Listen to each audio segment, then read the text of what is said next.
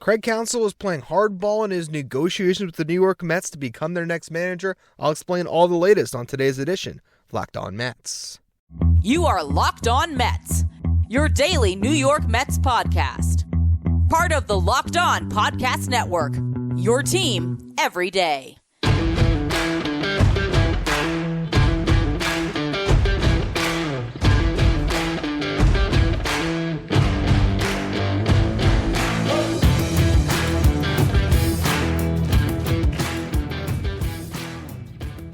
Hello to all you Mays and Mets fans. You're listening to Locked On Mets, part of the Locked On Podcast Network, your team every day. Thank you for making Locked On Mets your first listen every day. Locked On Mets is free and available on all platforms, including YouTube. And if you are watching on YouTube, today you're listening on YouTube. This is an audio-only show. I actually am out of town and had pre-recorded this entire week's slate of shows because the World Series was going on. There wasn't going to be any Mets news. Well, the World Series ended in 5 games, and a lot of stuff is happening, so I'm going to break it all down on this special bonus edition. There's going to be 2 episodes of the show today. The pre-recorded video version of the show, where I discuss Juan Soto coming to the Mets, which is actually one of our news items that kind of adds on to the story that I already talked about. It makes it even more relevant, so we'll get to that in a little bit. And then there's the latest with Craig Counsell and some roster moves. A lot to discuss before we get to any of it. I'm your host, Ryan Finkelstein. If you want to find any of my work, follow me on X at FinkelsteinRyan. You can also find some of my writing at justbaseball.com, where I work as the managing editor. Today's episode is brought to you by FanDuel. Make every moment more. Right now, new customers get $150 in bonus bets with any winning $5 moneyline bet. That's $150 if your team wins. Visit FanDuel.com/lockedon to get started. Now, before we break down any of the news and things that are swirling right now, I got to set the scene for you. I am sitting in a pitch black garage, my sister's house, in the Chicago area, so it's late at night. It's probably 40-something outside, so it feels a little chilly. I'm wearing basketball shorts and a winter jacket because that's how you have to roll when you decide to go record a podcast while everyone else is sleeping, because there was pressing news to discuss, a lot of it.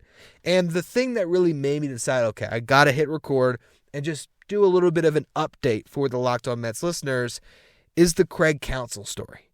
There's a lot that's been, swirling around the Mets, and we'll get to some of that in the next segment. To some roster moves. They picked up a reliever who just underwent Tommy John surgery this past season, so there's some stuff there. I'll also touch on Juan Soto a little bit to add another layer to the other full podcast you get today. But the Craig Counsell story is what had me say I got to get in that garage with my winter jacket here and record an episode of Locked On Mets, because there was a report by the Milwaukee Journal Sentinel, according to Curt Hogg. Now, if you're not familiar with Craig Counsell, he's been the manager of the Brewers for 9 seasons. He's also a Wisconsin local kid. Grew up, born and raised. Everything for him has been Wisconsin. So, of course, he would love to remain the manager of the Brewers, but he wants to get paid. So, in this situation where there's David Stearns, his former boss with the Brewers, who wants him to be his manager again, and he's running a team led by Steve Cohen, who has limitless funds to pay said manager, Counsell sees an opportunity to set a new bar for what a manager gets paid. And this is where a story gets leaked. Late at night, after Counsell met with the Mets today. So it's not hard to figure out where this story came from and what the directive is in this situation. It could be twofold. Per the Journal Sentinel, a Milwaukee reporter who, for all we know, went to high school with Craig Counsell.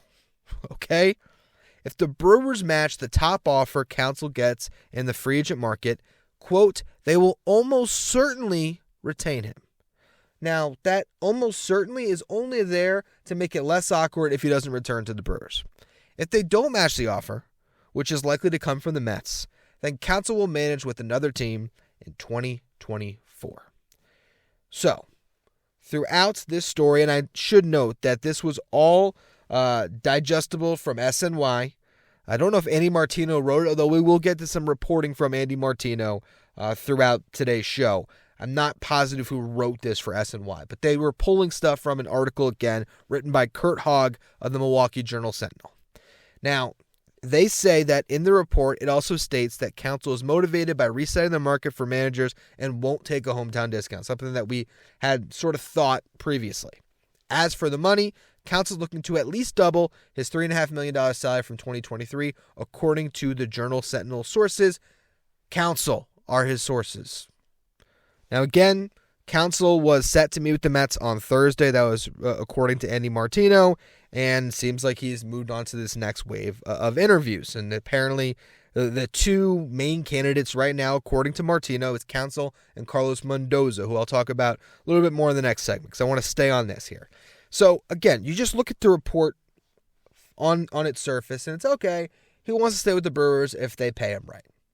So if the Mets give him a $7 million offer, double his salary, that is setting a new benchmark for managers. The ball will be in the Brewers' court. If they match it, he will be the Brewers' manager. Why is this something that had to be reported in the Milwaukee Journal Sentinel? Is this sending a message to the Brewers or to the Mets? Personally, I believe it is twofold. In some respects, yes, it's sending a message to the Brewers, but also he very simply could have stated that to the Brewers from day one and probably did. I'm going to go on the market and get offers. And if you guys match it, I'm coming back. If you match the top offer I get, I will be your manager again. Why would he have not already articulated that? So in some respects, maybe it is a little more of a message to them. It's also putting pressure on the Brewers. That's more what it does. It puts pressure, as far as the players that are on the team and the fans who might want to see Counsell return. He's telling everyone, I'll come back if they pay me right. Here's the twofold part of it, though. It's also sending a message to the Mets. It's putting the ball in the Mets' court now. Where, hey, if Steve Cohen wants Craig Counsell to be his manager, give him $10 million a year. Genius negotiation from Craig Counsell. You got to respect it in some senses. Because if he gives him an offer he can't refuse and one that the Brewers won't match, Craig Counsell will manage the Mets. But how far do they want to go? It's how much are they going to call a bluff in a sense of how much are the Brewers willing to pay? What do you do now if you're Stearns and Cohen? Do you offer him the $7 million and say, hey, if you don't want to be the manager of the Mets, you want to be the manager of the Brewers and they're going to match it, fine? Is that what you do? Or are you that convinced that Craig Counsell should be your guy that you are willing to raise that by another $1 million? Is it $8 million? Is it $9 million? Is it $10 million? Where do they draw the line?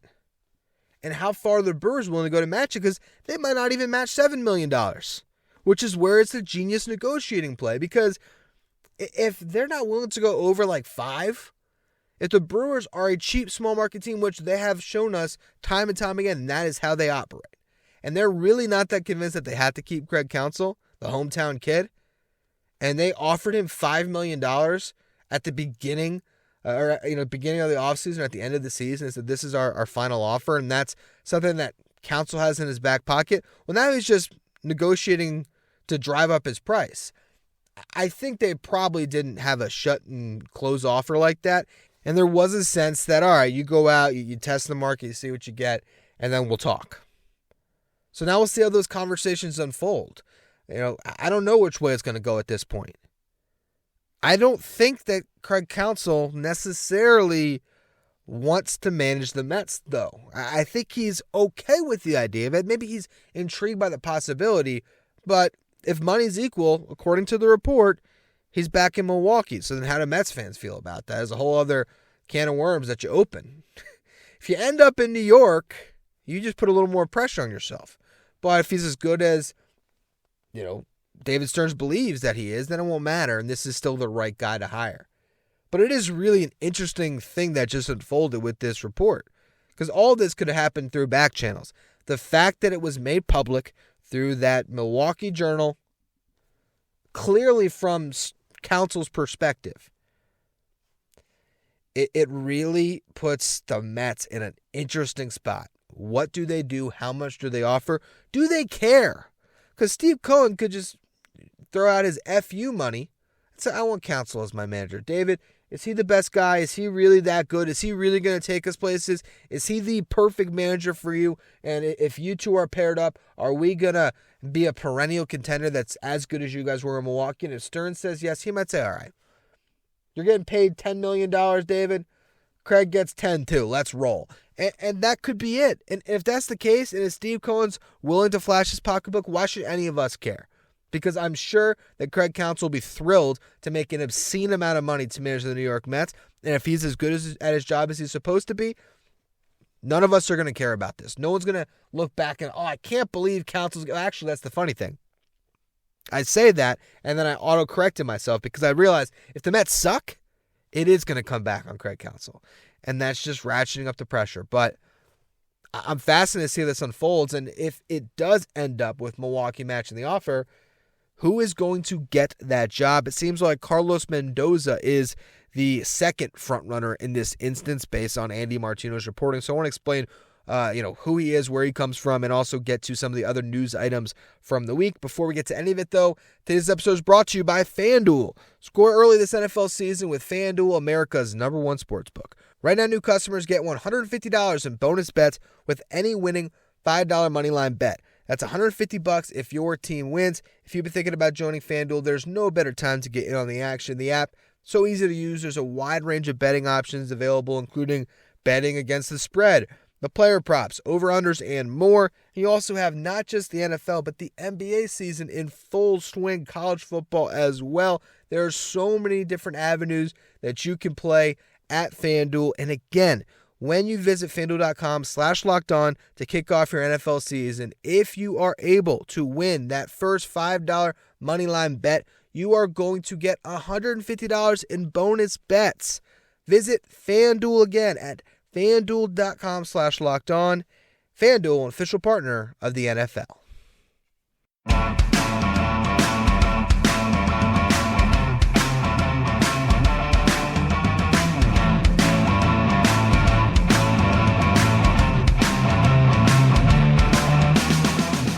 So who is Carlos Mendoza? He has apparently done very well in the interview process, according to Andy Martino, and he's now getting more and more interviews. It was first phone interviews that were done. I don't know if that's still phone or Zoom, but regardless, those took place, and then some candidates were brought in. Carlos Mendoza has impressed. He met with Steve Cohen and part of a whole round of interviews in person, and seems like he is maybe the runner-up right now to Counsell, depending on how that whole situation evolves. But again, who is he?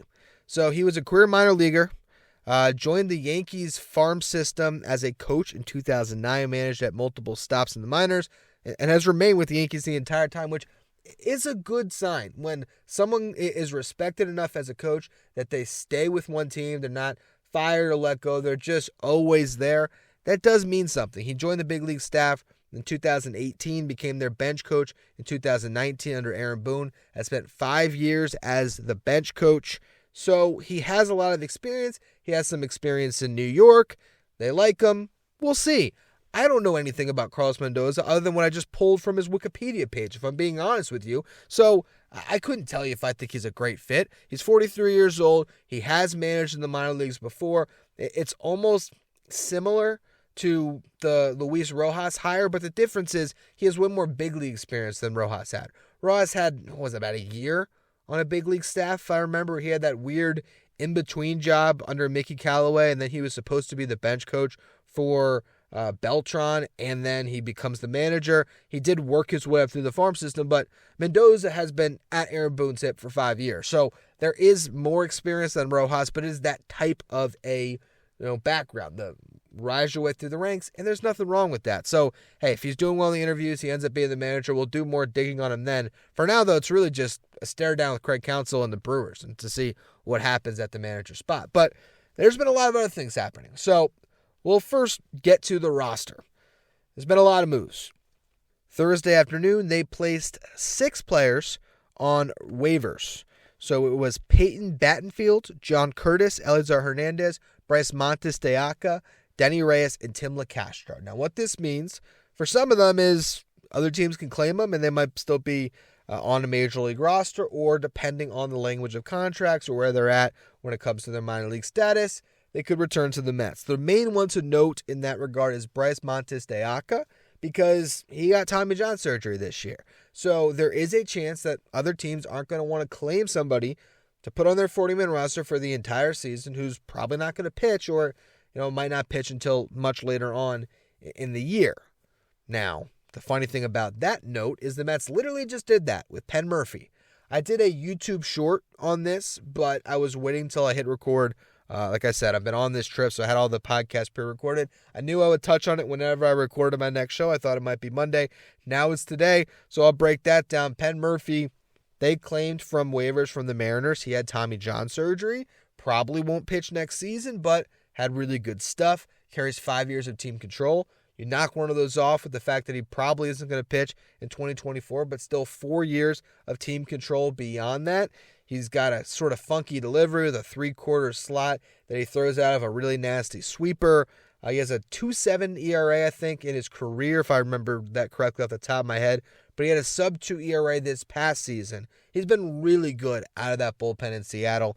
And you're taking a flyer on a guy with upside. And the fact is, you do that, and then you get rid of one of your own who has upside in Montes de Oca, who, remember, before the injury was touching well over 100. I think he got up to 104 at times, but, could live at 101, 102. Nasty stuff. Thing is, he never showed at the big league level. So if you just look at it in that sense, that you're taking the de Oca spot and you're putting Murphy there, I get it.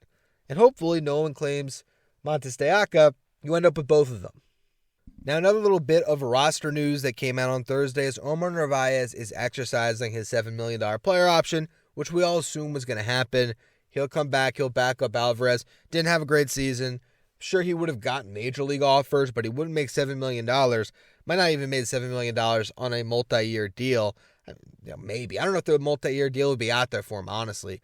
At his age, with what he just did, he probably would have hit the market and got like a one-year deal with maybe an option on it, similar to what he just had, but it might have been a team option. So it was pretty clear-cut that he was going to come back, and now that has happened.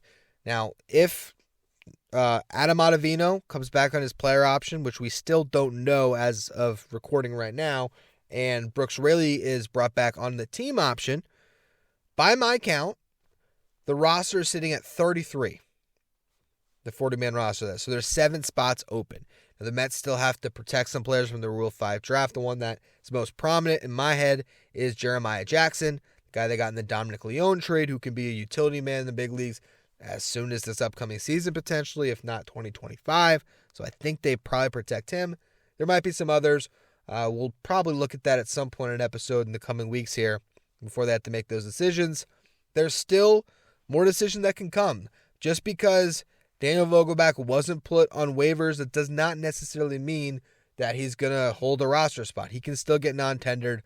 Same goes with DJ Stewart, Louis Guillorme. There's pitchers on the roster. You kind of go up and down. Phil Bickford, Drew Smith, Sam Coonrod. That's all, again, off the top of my head. But there's a lot of different decisions the Mets could still make at this point.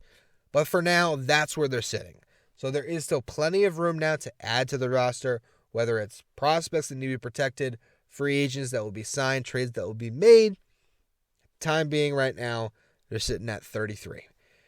Okay, I think I've pretty much covered all the different news items I wanted to hit. The last one is sort of a lead-in. If you're listening to this show first, before you get to the Juan Soto show that I'm also releasing today, little bit of a story there. It was reported that the Padres have took out a $50 million short-term loan to offset their losses from this past season.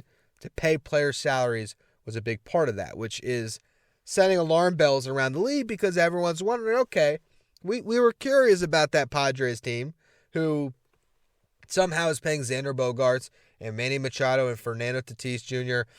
millions and millions and millions and millions of dollars for the next decade. How are they doing that in a small market? How are they also paying Yu Darvish and Joe Musgrove and inexplicably Jake Cronenworth?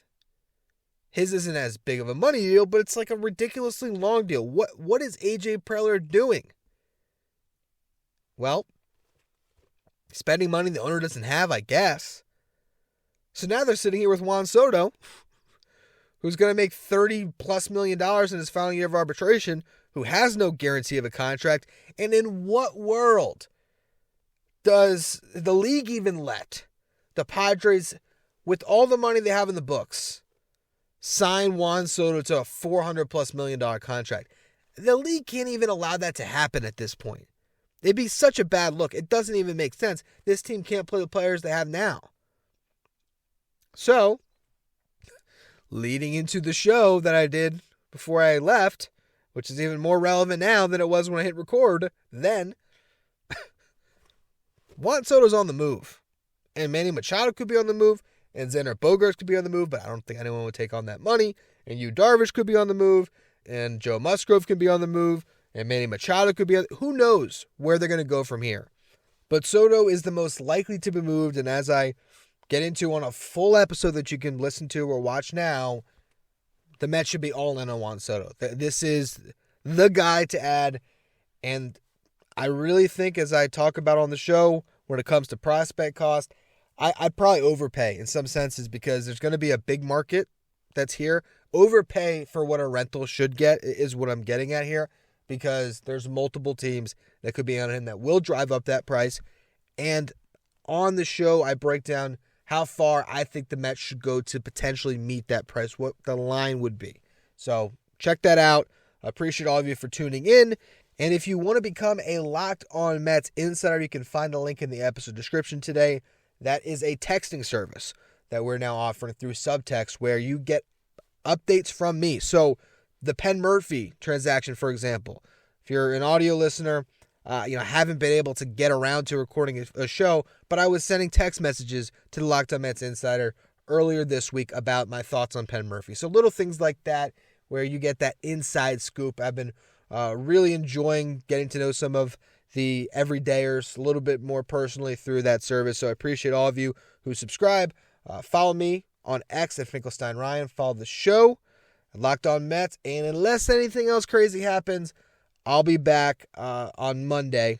I'll have one more audio-only show. So I'll record one Sunday night for Monday, and then I'll be back on video for Tuesday. Anyway, check all that out. Hit subscribe if you're watching on YouTube, and we'll see what the Mets do next.